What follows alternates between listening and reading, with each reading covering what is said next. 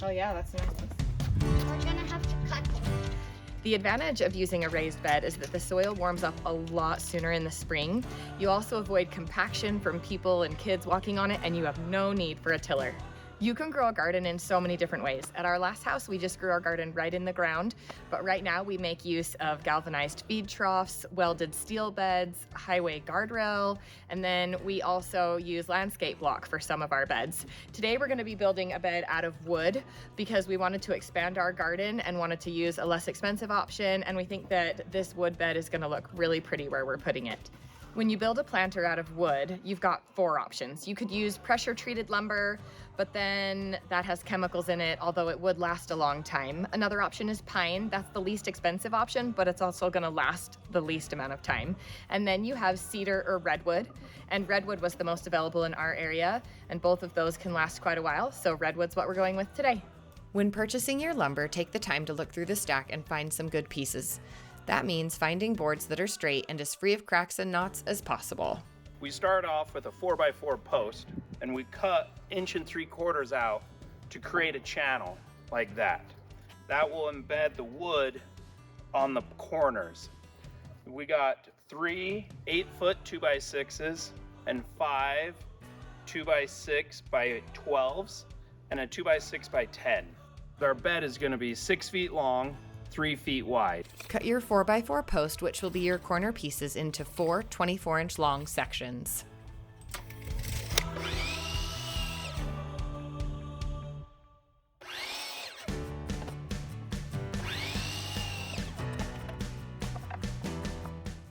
Now we're going to cut these 2x6x12 foot pieces of wood on 45-degree angles. We're going to cut 6 at 6 feet, and then we'll cut 6 at 3 feet.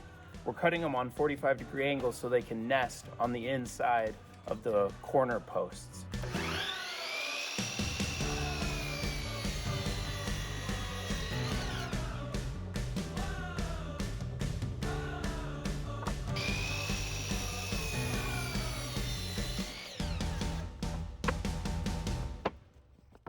We're going to be cutting the short sides now.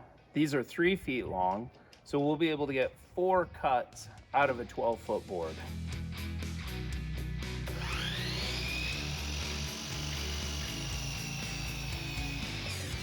When you cut these, make sure both angles are the same. You get one going the opposite direction, the board's got to be used for something different.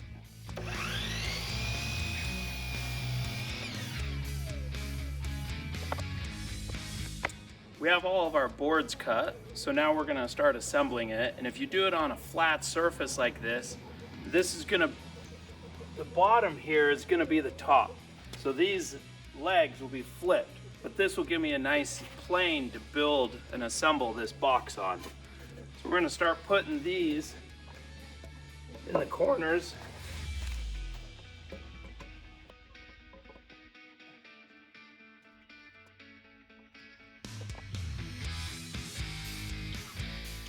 We're gonna use this square to make sure our legs are squared to the box, and we're gonna use this square to make sure our box is square to itself.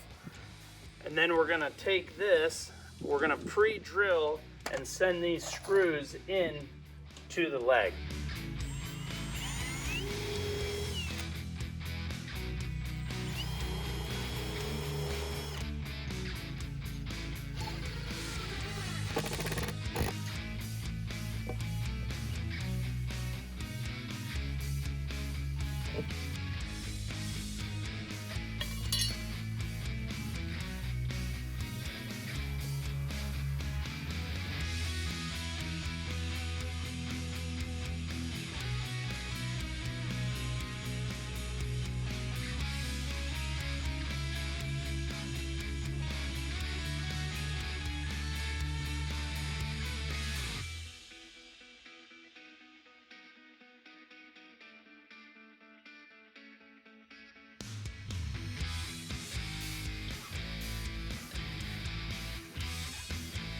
Where Grant is.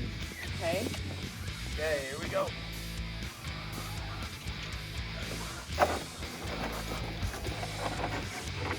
Now Now we're gonna pick it up.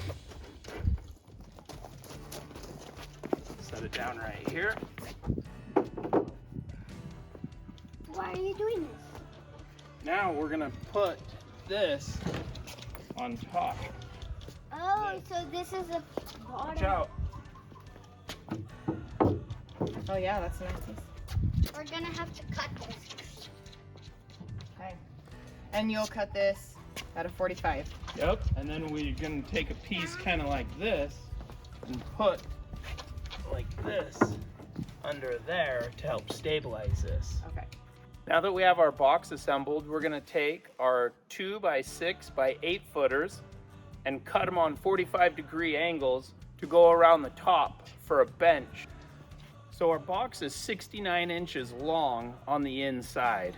So we're gonna subtract 2 inches from that measurement, and that will go from this point to this point with the angle coming out this way, and that will leave a 1-inch overhang on the inside and an inch overhang on the outside.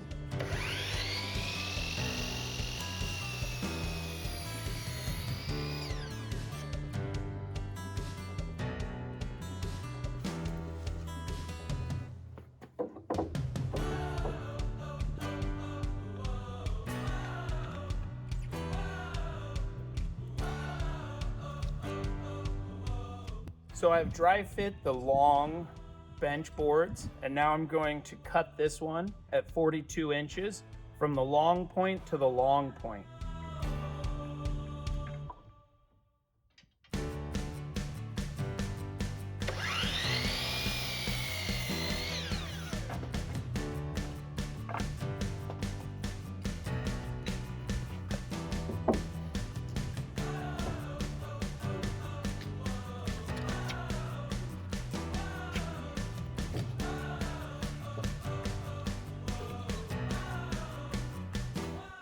I've taken the 2x6 by 10 and ripped it in half.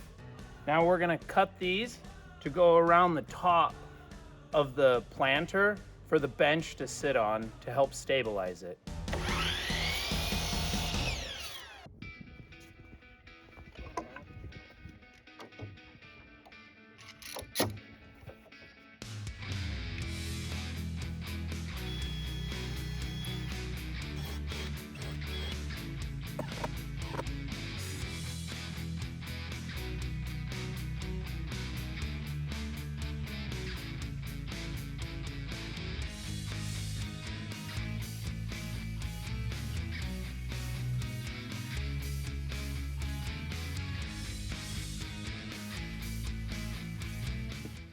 So this top piece, we're gonna have to put some screws down through the face of the board.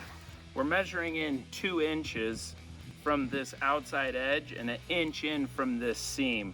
We're gonna put some stainless screws down. You can use any screws as long as they're exterior rated. I decided to go for a little nicer screw. They're expensive, but the stainless screws won't rust and leave discolorization into the wood. I'm trying to put these screws as wide as possible in this area to help stabilize this outside corner. Then I'll put a few more screws down through the top. I'll try not to use too many because that will be the weak point in the top of this.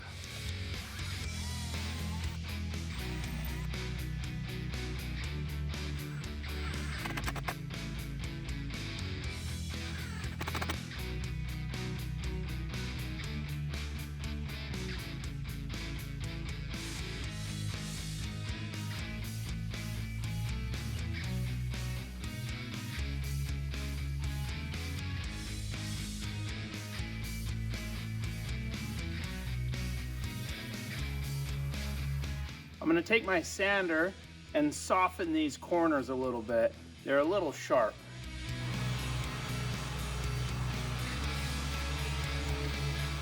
I'm gonna oil this entire bed with boiled linseed oil. I'm gonna do it from the top to the bottom of the legs, the inside and the outside. That's gonna help it protect it from the elements and get it to last a little bit longer. But as you can see, we got gravel here, so I got a little bit of work in order to prepare this area for this raised bed to go in.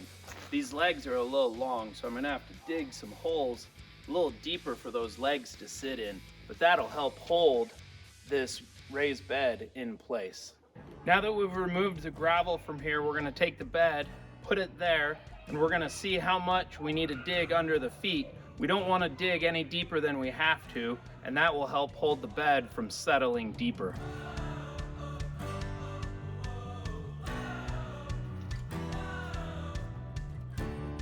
We got our raised bed into place. It's nice and level. We added a few inches of native soil to the bottom, and we're gonna fill it up the rest of the way with raised bed mix.